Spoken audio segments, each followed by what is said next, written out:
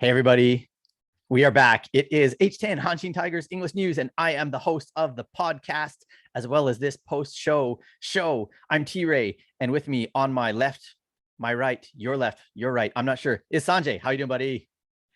Hello, how about it, T-Ray? I'm doing well. Yeah, it is great to see you again, and it's great to do podcasting again. This is one of my favorite things to do as the H10 guy is the podcast, and as well as the post-show show, where we get to see each other face-to-face and talk about something fun. So I see you're wearing a Hanshin Tigers jersey, my friend, and it looks like a new one. Is it the 2022? It's the 2022 jersey that I have thanks to the Patreon proxy service that allowed me to get my very own Nakano jersey. Yeah, number 51. So I ask you that question as though I'm a dummy and I don't know, but yeah, I'm actually the one that sent it off to him. So I'm really excited though for you that you have got that. And actually at the same time, I went to the old Hanshin Tigers shop and I got this 2022 road cap. What do y'all think? I like this one a lot, way better than last year's. Even the cap, I think, looks really sharp. And I know I'm mismatched by wearing the road cap with the home jersey, but I think it still looks pretty good together, don't you? It looks good together. And I really like the matte look of the batting helmets too for the road team. Actually, Yeah. both sides have the matte black now as opposed to the shiny black. Yeah, it is really sharp. They look good all around. So at the same time, actually, I kind of went I went cheapskate. You can see the big difference is right here, the lines, but this is the 2021 jersey, not the 2022 that Sanjay has. And the reason is because his was full price, whereas mine was half price. They're blasting out last year's stuff. And so I got they had it in my size, the size O, and it is number 8, Teraki Sato. So I got the rookie jersey, if you will. And so, even though I can, be upfront with you guys and say I'm a cheapskate, I can actually also say, no, it's vintage. It is his rookie season jersey. I would much rather have that than his sophomore season jersey, even though your jersey looks beautiful.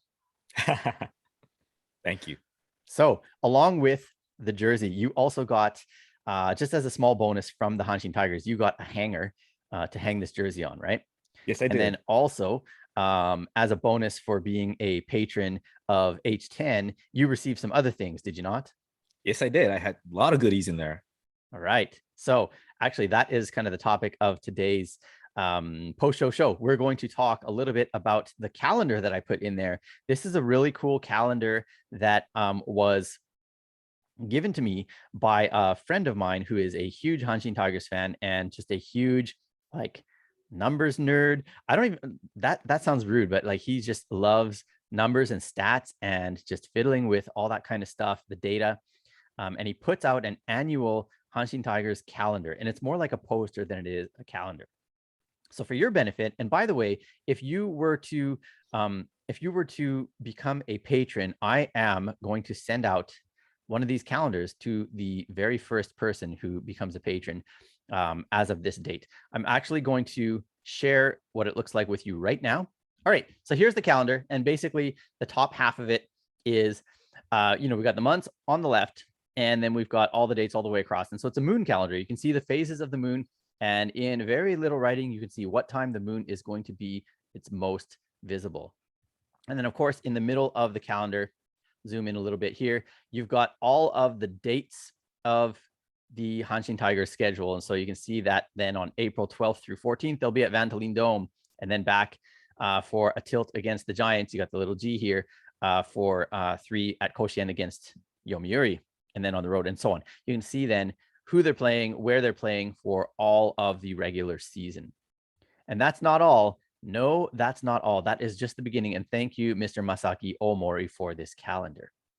So Sanjay, by the way, got one of these in his package from me, and I've got one for one of our lucky patrons as well. Okay, so here we've got a listing of our team record on every single date that they have ever played during any calendar year since 1936. And so just as an example, we'll look at T-Ray's birthday, just as a random one here.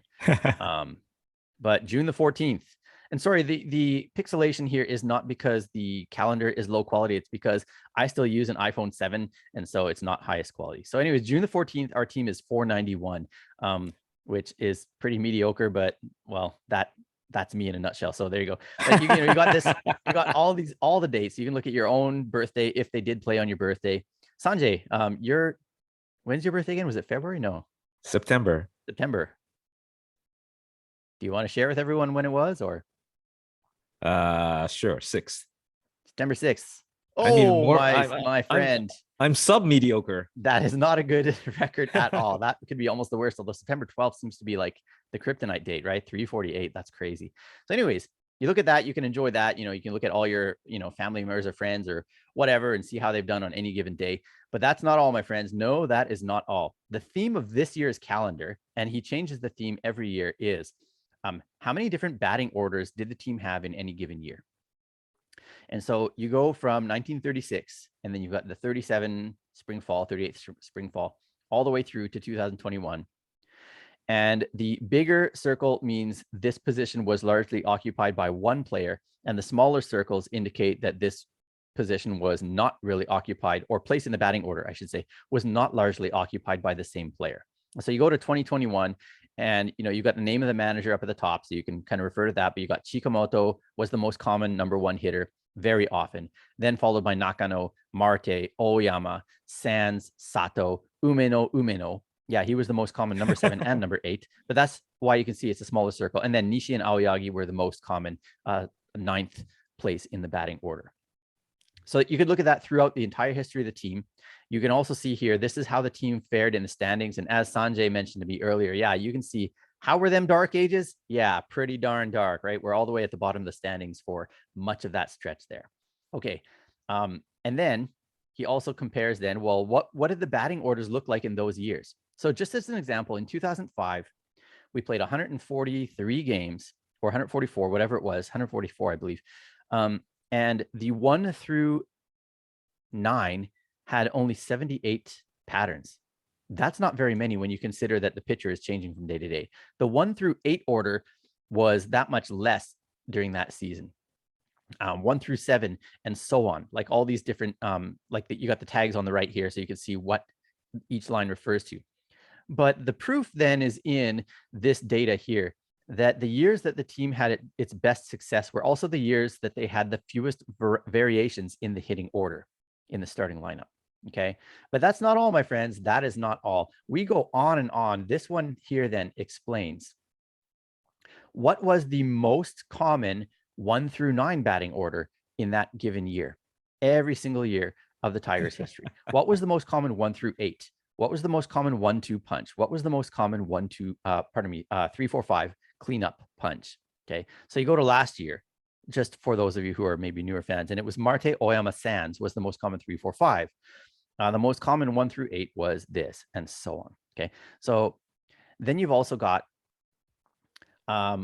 what was the most frequent 1 through 9 in the history of the team. We've got the top 15, the 15 most frequent 1 through 9s, 1 through 8s, and so on. Yeah, you like your data, you're going to find a whack load of data here, and it's all really good and fascinating. You will get lost in this calendar for months, which I guess is the point. It's a full year calendar. Okay, and then here you've also got the man who hit leadoff the most often in team history was Yoshio Yoshida, followed by Mayumi, followed by, and so on, right? And then same thing with these. The ones in red, by the way, are the current Hanshin Tigers from 2021. So Chikamoto now is ranked right in here, right? Nakano is down here, and so on. Okay, but yeah, I've said it before, I'll say it again. That is not all, my friends. That is not all, because we actually have a whole other page. So this is the backside of it. And again, forgive the quality of the photo. I took this, straight up on the wall instead of pulling it down. If you get this calendar, it'll be brand new. As it says, non-starters also make history.